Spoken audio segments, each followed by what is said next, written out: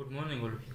Today we discuss about concept of voltage source, ideal voltage source, and practical voltage source. So let's start concept of voltage source. તો voltage source એટલે શું કે જેમાંથી આપણે voltage મળે છે. Voltage એટલે શું? તો પોટેન્શિયલ ડિફરન્સ. તો જ્યારે પણ કોઈ ઇલેક્ટ્રોનનો ફ્લો કરાવવાનો હશે ત્યારે એને ફ્લો કેવી રીતે થશે? તો હંમેશા એને પોટેન્શિયલ ડિફરન્સ એપ્લાય કરશો તો એ ઇલેક્ટ્રોન ફ્લો કરશે. તો જે પોટેન્શિયલ ડિફરન્સ છે એ જ આપણે કહીએ છીએ વોલ્ટેજ. તો એ વોલ્ટેજ ક્યાંથી મળે છે? બરાબર, તો એના ટાઈપ કે જે આગળ આપણે જોયું એસી અને ડીસી વોલ્ટેજ તો ક્યાંથી મળે છે એને રિલેટેડ વાત કરવાની છે. જોઈએ, consider circuit as on in figure. તો સર્કિટ આપણે લઈએ છીએ શું છે? તો અહીંયા વીએસ રાખેલું છે. એ સિમ્બોલ ઉપરથી ખબર પડી જશે કે આ વીએસ છે એસી સોર્સ છે. ત્યાર પછી આરએસ છે. આરએસ છે હકીકતમાં અહીંયા સિરીઝમાં જોડેલો છે, પણ તે જે સોર્સ છે સોર્સનો પોતાનો ઇન્ટરનલ રેઝિસ્ટન્સ છે, બરાબર, આંતરિક અવરોધ છે. બરાબર, તો જે સોર્સ હશે એને પોતાને પણ કંઈક એનો અવરોધ હશે તો એ આરએસ વડે દર્શાવેલું છે. ત્યાર પછી આગળ જઈએ તો એની સાથે સિરીઝમાં આરએલ કનેક્ટ કરાવેલું છે. લોડ રેઝિસ્ટન્સ કહીએ છીએ એ વેરિયેબલ છે, મતલબ કે કોઈ પણ ચેન્જ કરીએ છીએ. અને વચ્ચેના કોઈ પણ બે પોઈન્ટ લઈએ છીએ એ અને બી, એની વચ્ચેનો વોલ્ટેજ છે વીટી જેટલો. A variable load RL is connected with AC source having internal impedance RS and voltage VS. બરાબર, તો એક RL રેઝિસ્ટન્સ છે, વેરિયેબલ લોડ છે એને VS સાથે કનેક્ટ કરાવેલો છે. એનો ઇમ્પિડન્સ ઇન્ટરનલ ઇમ્પિડન્સ RS જેટલો છે, બરાબર, અને VS સોર્સ છે. Here VS B is open circuit voltage. બરાબર, તો VS છે એ ઓપન સર્કિટ વોલ્ટેજ છે. ઓપન સર્કિટ એટલે શું? કે જ્યારે સર્કિટ કનેક્ટ કરેલી નથી ત્યારે, મતલબ કે ઓફ પોઝિશન છે. બે પોઈન્ટ હશે એની પોઝિશન જ્યારે ઓફ હશે ત્યારે એ ઓપન સર્કિટ કહેવાશે, અને બે પોઈન્ટ હોય એની વચ્ચે જો તમે કનેક્શન કરી દેશો તો એ ઓન પોઝિશન બનશે. તો ઓફ અને ઓન પોઝિશન. તો ઓપન સર્કિટ છે ત્યારે એક સર્કિટ ખુલ્લી હશે, મતલબ કે ઓફ પોઝિશન હશે. જો ક્લોઝ સર્કિટ હશે તો એને આપણે કહીએ ઓન પોઝિશન. સર્કિટ કનેક્ટ થયેલી છે, ઓપન છે મતલબ કે ખુલ્લી છે, મતલબ કે સર્કિટ કનેક્ટ થયેલી નથી. બરાબર, તો આરએલ લગાવેલો નથી એ પોઝિશનની વાત છે. Suppose RL is infinite. આરએલની વેલ્યુ ઇન્ફાઇનાઇટ છે, વેરી હાઈ છે, ત્યારે જે ઓપન સર્કિટ બનશે. It means the terminal A B of the source are open circuit. બરાબર, તો અહીંયા એ બી છે એની વચ્ચે કંઈ જ કનેક્ટ નથી કરેલું. આરએલ ઇન્ફાઇનાઇટ છે, મતલબ કે અવરોધ બહુ જ વધારે છે, મતલબ કે અહીંયા ઓફ પોઝિશન છે ત્યારે જ અવરોધ ઇન્ફાઇનાઇટ થશે. Hence no current can flow. ત્યારે અહીંયા સોર્સ છે એમાંથી કરંટ ફ્લો થશે નહીં. Thus the terminal voltage is equal to the VS, એટલે કે વીએસ અને વીટી બંને કેવા થશે? ઇક્વલ થશે. If there is no voltage drop across RS. જો આરએસ ની અક્રોસમાં વોલ્ટેજ ડ્રોપ જોવા નહીં મળે, બરાબર, મતલબ કે ઇન્ટરનલ રેઝિસ્ટન્સ છે એની અક્રોસમાં આપણે જે વોલ્ટેજ ડ્રોપ થશે એને નિગ્લેક્ટ કરીએ, બહુ જ ઓછો થાય છે એવું સમજીએ અને નિગ્લેક્ટ કરીએ તો વીએસ અને વીટી બંને સરખો થશે. નાવ કનેક્ટ ફાઇનાઇટ લોડ આરએલ.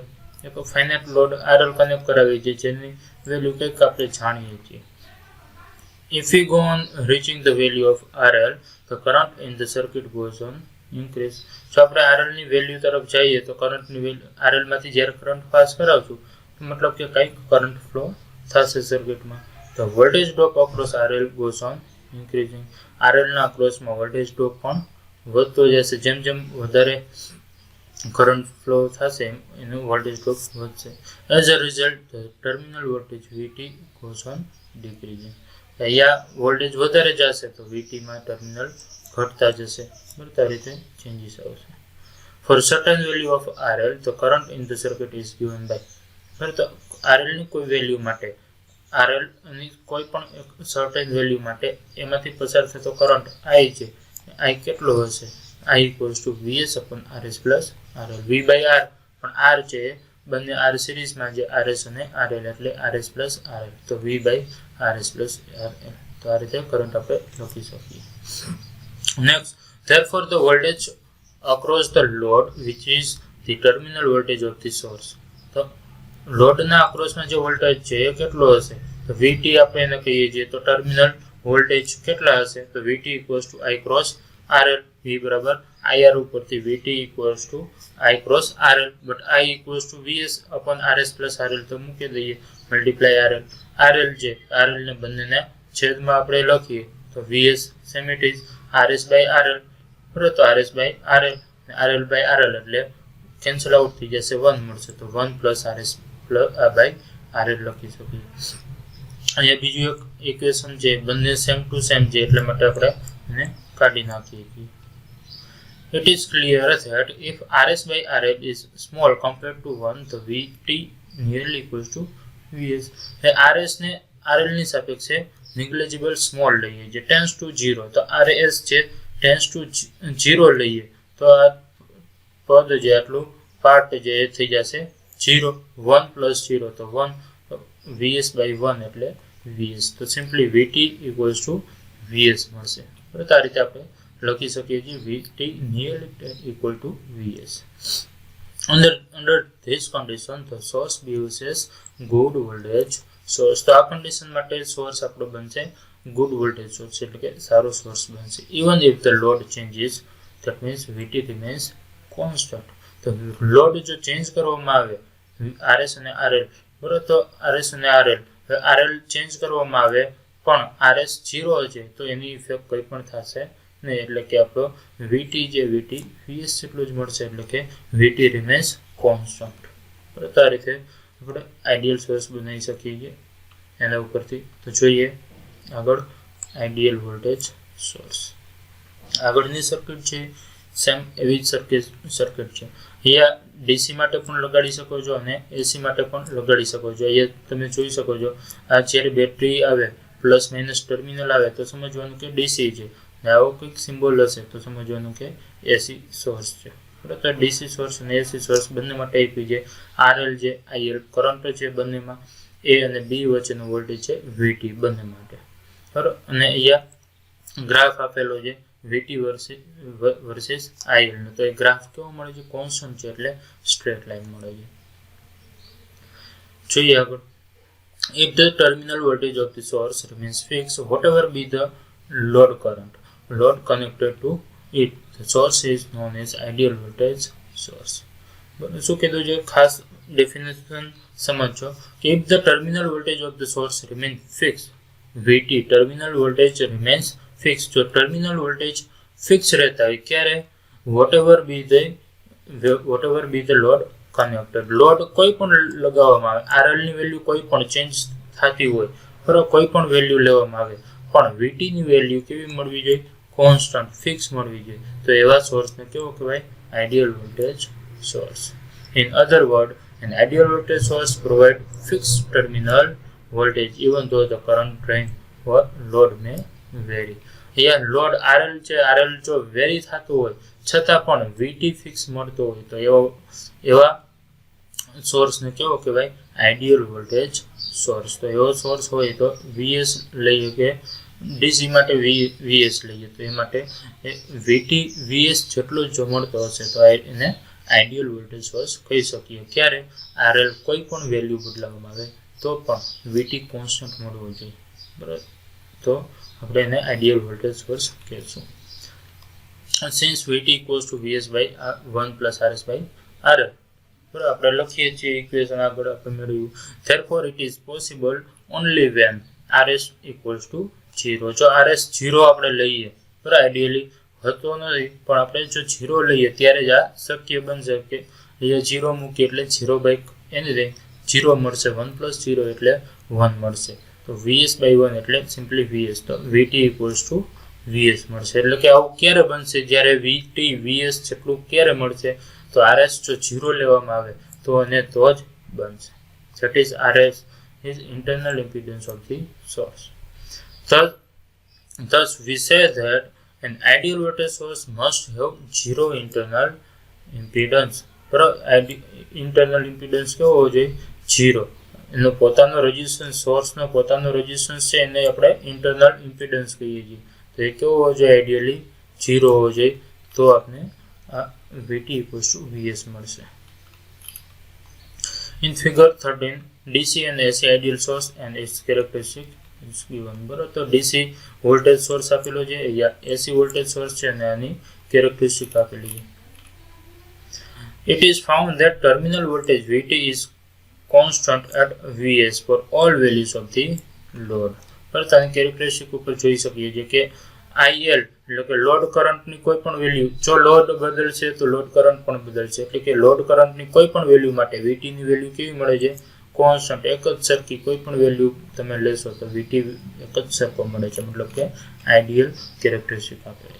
તો આ રીતે આઈડિયલ કેરેક્ટરિસ્ટિક સમજી શકીએ, આઈડિયલ વોલ્ટેજ સોર્સ સમજી શકીએ. નાઉ નેક્સ્ટ પ્રેક્ટિકલ સોર્સ. બરાબર, તો પ્રેક્ટિકલ વોલ્ટેજ સોર્સ સમજીએ. An ideal voltage source doesn't exist in practice because there is no source which can maintain the terminal voltage constant for any load. બરાબર, તો ideally આપણે વાત કરીએ છીએ કે આઈડિયલી એવું મળવું જોઈએ, પણ પ્રેક્ટિકલી હકીકતમાં એવું નથી મળતું. શા માટે? બીકોઝ કે કોઈ પણ સોર્સ હશે એ ક્યારેય એના જે ટર્મિનલ વોલ્ટેજ છે એને કોન્સ્ટન્ટ રાખી શકતું નથી. એ RL જે રેઝિસ્ટન્સ હશે, રેઝિસ્ટન્સના ચેન્જીસ થાય એ પોતાનો RS જે હશે જ કંઈક, અને RS હોવાના કારણે VS અને VT જે ટર્મિનલ વોલ્ટેજ આપણે અહીંયાથી મેઝર કરીએ છીએ VT ઓલવેઝ ચેન્જ થતા રહેશે. એટલા માટે VT અને VS સરખો નહીં મળે. તો આઈડિયલી પોસિબલ છે પણ પ્રેક્ટિકલી પોસિબલ નથી. તો એનો ગ્રાફ પણ આપણે સમજી શકીએ કે આઈડિયલી ડોટેડ લાઇન છે એ પ્રમાણે મળવો જોઈએ, પણ હકીકતમાં એ જેમ કરંટ ઇન્ક્રીઝ કરશો એમ VL ની વેલ્યુ કેવી થાય છે? ઘટતી જાય છે. A practical voltage source consists of an ideal voltage source in series with an impedance called an internal impedance of the source. બરાબર, તો પ્રેક્ટિકલ વોલ્ટેજ સોર્સ હશે, એની આઈડિયલ વોલ્ટેજ સોર્સ હશે, પણ હારે એની સાથે શું હશે? ઇમ્પિડન્સ પણ હશે. તો VS સાથે શું હશે? RS પણ હશે. તો ઇન્ટરનલ ઇમ્પિડન્સ પણ હશે. Let VS be the open circuit voltage and RS be the internal impedance. VS open source voltage કહીએ અને RS ઇમ્પિડન્સ કહીએ. Let this source connected to load RL અને RL સાથે કનેક્ટ કરાવી છે. તો current in the circuit is given by, આમાંથી current pass થતો હશે તો એને IL થી ઇન્ડિકેટ કરાવી છે. કેટલો મળશે? તો IL equals to VS by RS plus RL. તો આગળ આપણે જોયું છે એ જ રીતે. તો એના ઉપરથી VT કેટલો મળશે? IL cross RL. બટ આપણે ફાઇનલી VT મેળવી તો આગળ મેળવ્યું VS multiply RL divide by RS plus RL. RL ને બંનેને ડિવાઈડ કરી દઈએ તો VS by 1 plus RS by RL. આગળ જે રીતે મેળવ્યું છે સેમ ટુ સેમ ઇક્વેશન છે. તો સમજીએ, if the ratio RS by RL double less than 1, બરાબર, એટલે કે RS બાય RL ની રેશિયો જેટલો નાનો થાય, એટલે કે 1 થી નાનો, એટલે કે ટેન્સ ટુ 0 થવો જોઈએ. જેટલો નાનો થશે તો terminal voltage almost same as the VS. જો RS બાય RL નો રેશિયો બહુ જ નાનો હોય, ટેન્સ ટુ 0 હશે, તો બંને VS અને VT સરખો હશે, અથવા તો એ બંને એટલો નાનો હોવો જોઈએ તો VT અને VS કેવો મળશે? સરખો મળશે. If the load impedance changes provide the ratio RS by RL is quite small, the source acts as nearly an ideal source. તો RS by RL જેટલો નાનો હશે એટલો તમારો આઈડિયલ વોલ્ટેજ સોર્સ બનશે. If the output terminal are short circuited, output terminal short circuit join કરી દઈએ, બરાબર, શોર્ટ સર્કિટ કરી દઈએ તો RL ઇક્વલ્સ ટુ 0, બરાબર. તો આઉટપુટ ટર્મિનલ છોડી દઈએ તો RL કેવો મળશે? 0 મળશે, કારણ કે લોડ છે જ નહીં. તે અસમય માટે IL કેવો મળશે? ઇન્ફાઇનાઇટ. તો અહીંયા મૂકી દઈએ RL ટેન્સ ટુ 0, બરાબર. તો ફાઇનલી IL ની વેલ્યુ અહીંયા 0 મૂકી દઈએ તો RS VS બાય RS કરીએ તો IL 0 ઇન્ફાઇનાઇટ મળશે. No practical source can provide infinite current and thus can be ideal voltage source. બરાબર, તો RL ની વેલ્યુ ક્યારેય 0 નહીં થાય અને એટલા માટે આઈડિયલ વોલ્ટેજ સોર્સ ક્યારેય બનશે નહીં. મતલબ કે કોઈ પણ વોલ્ટેજ સોર્સ તમે કનેક્ટ કરાવશો તો એને ઇન્ટરનલ રેઝિસ્ટન્સ તો હશે ને હશે જ, કંઈ પણ હશે. Substituting the number values on there, it is not the absolute value of the internal impedance that decide whether the source is good constant voltage source or not. મતલબ કે RS by RL છે એમાં કોઈ પણ value મૂકી અને proper good constant voltage source છે કે નહીં એ જાણી શકાતું નથી. એનો કંઈ મતલબ જ નથી કોઈ પણ વેલ્યુ મૂકો. આપણે જરૂર છે તો એ રેશિયોનો છે, તો value RS by RL is important, કારણ કે એનો જે રેશિયો છે એ રેશિયો કેવો થવો જોઈએ? નાનો થવો જોઈએ. વેલ્યુ કોઈ પણ હોઈ શકે છે, નાની મોટી વેલ્યુ હોઈ શકે છે, પણ એનો જે રેશિયો છે રેશિયો ટેન્ડ્સ ટુ 0, એટલે કે બને ત્યાં સુધી નાનો થતો હોવો જોઈએ, તો જ મહત્વનું છે.